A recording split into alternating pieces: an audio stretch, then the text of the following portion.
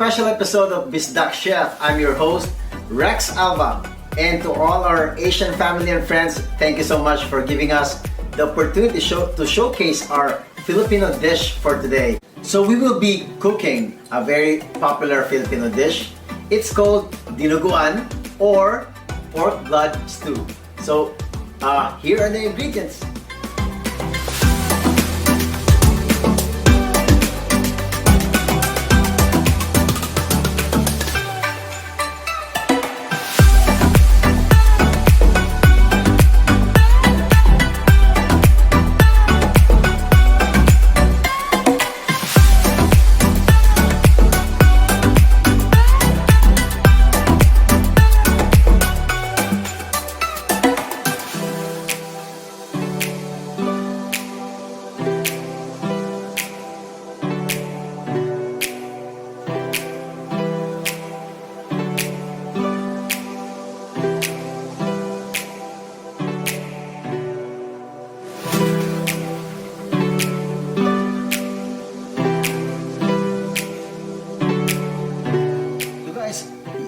You want to make sure that your meat is clean, so you don't want any stubbles there.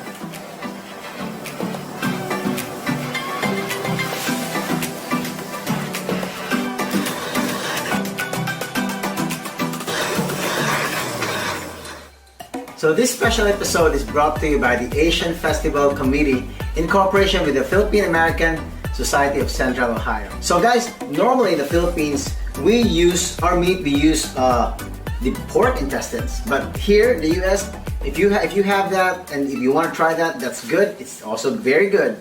But here we will be using the pork snout or pork face. So you can buy it in some of our Asian stores here. You can check out pork snout, and I also combine it with pork ears. I normally boil it with garlic, salt.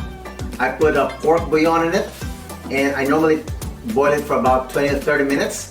After I boil it, I put it in the oven to broil it. So you don't want to burn it though. So you want to just dry it up a little bit. And if you are to chop this, that's the hardest part of this recipe, chopping it and mincing the pork. But we have a technique that we can use. So you can use this technique, slicing it and mincing it with a knife, and it will take you a while. Plus, you would notice after slicing this much pork, you notice some skin irritation on your index finger. But you can also use this technique, the blender technique.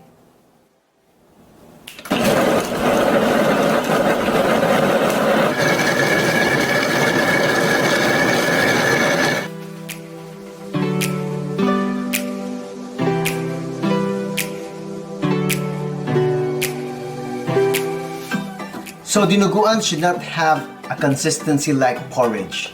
So you want to have a little bit of bite, a little bit of a kick.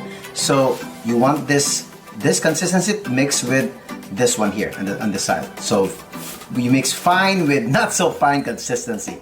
Mix it together, perfect combination. So after we heat up our pan, we're gonna add some cooking oil.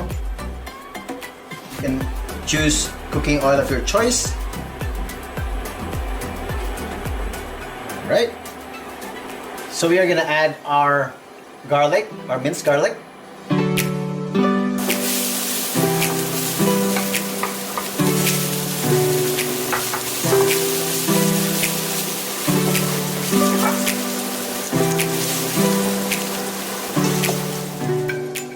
So we're gonna add in our red onions.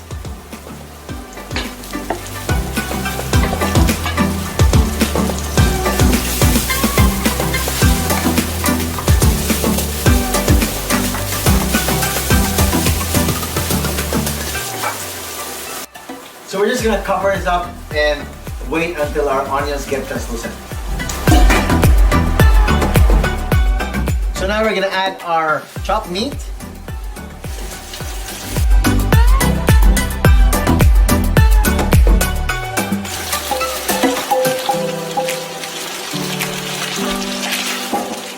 So now we're gonna cover it up. Now we're gonna add our long chili peppers. These chili peppers are not the Thai chilies, which are hot, which has a high Scoville score, which is hot. This one's just enough to have a kick, but it's not gonna be really hot.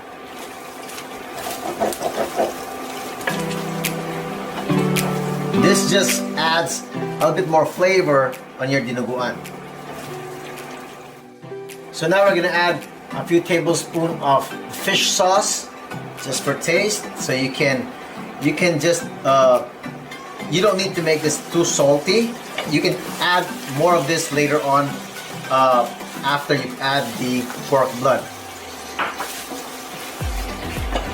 So just make sure that you add this when you saute the pork, because it will add more flavor on the pork itself, as opposed to just adding flavor on the stew. So now we can add our ground black pepper. So depending on your taste, I love to have lots of black pepper. And I normally combine black pepper with ground white pepper, just to give it a little bit of spice, and it makes a big difference when you add the white pepper to your dish. With this much pork, you want to add 1 glass of white vinegar. Yes, 1 glass of white vinegar. Don't worry, it's not gonna taste sour. But the technique there is, when you're adding the glass of white vinegar, you don't want to stir it until it boils, or until you see some of the bubbles coming out. While you're still waiting for the bubbles, let it set in. So in the Philippines, we either use vinegar or the fruit called bilimbi here in the US. It's called kamyas in the Philippines, but it's so hard to find that. You could probably get it in a frozen section, but it's kind of hard to look for that fruit. As you can see, the bubbles are now appearing on top. Now you can mix your vinegar. You want to make sure you're patient enough to wait for those bubbles. At this point, I'm going to add a cube of pork bouillon.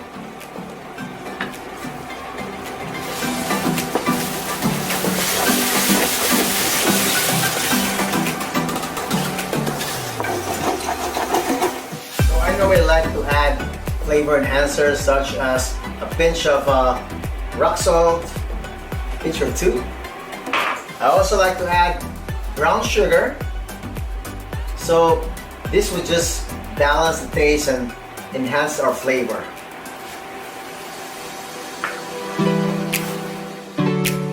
So guys, like I said, you want to make sure your blood is ready, thawed and ready to go, because this will take a little bit more effort on you, because you don't want to stop stirring this until the color of the blood looks a little bit brown or cooked. So you continue stirring this until it turns a little bit brown. So we're gonna add 1 of the edible pork blood. So you want to continue stirring this.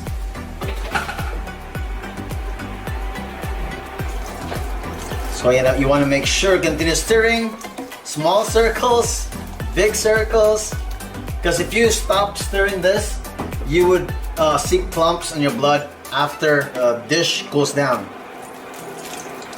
So this technique is very efficient. This will make your dish look appetizing if it's not clumpy.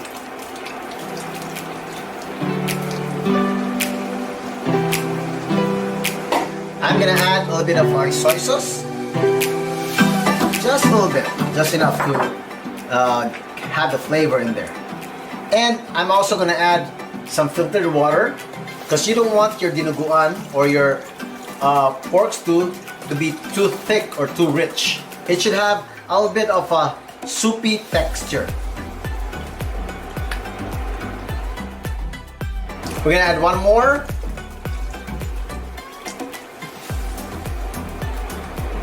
So you continue stirring this until you notice that the pork blood turns a little bit of a brown color. At the same time, you would see some bubbles coming on top. So that means it's fully cooked. I'm gonna add a little bit of ginger. If you notice, I did not saute the ginger together with the garlic and onions, because you don't want your ginger to overpower the taste of this dish. The ginger just takes away or mellows the flavor of this dish. So once you notice that the bubbles are coming out from the top, and try and taste it. If you are not satisfied, you can add another pork bouillon cube. So I'm gonna change gear now. There we go. Just gonna let this simmer for a while. And right now we can add a little bit of chopped green onions.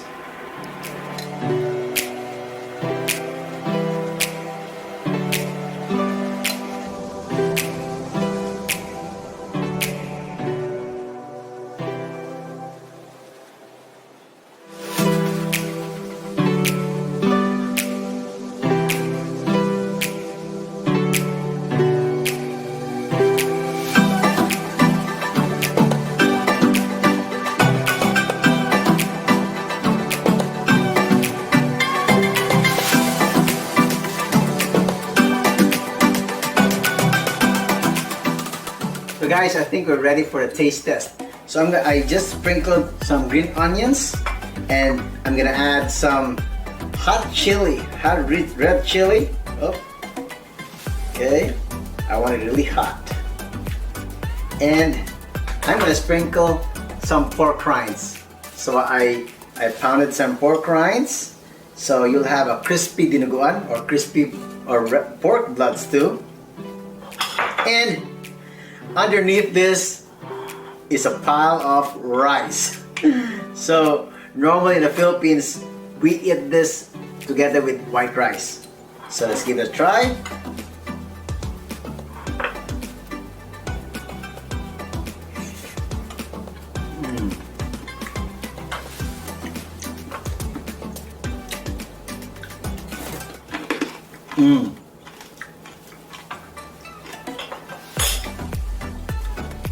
So the pork ears really makes a difference because you would have a crunch of the dinuguan.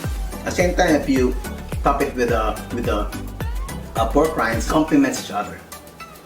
So guys, I hope you can try this dish. Thank you so much to the Asian Festival Committee and the Philippine American Society of Central Ohio. And of course, this video won't be possible without the help of M3P Creative Studios. You can check his Facebook page and also Bisdak Chef channel on YouTube and Facebook. And guys, I hope you can check out my other recipes on my YouTube channel and Facebook. So thank you so much guys. Be safe, stop Asian hate, God bless us all, and happy Asian Festival.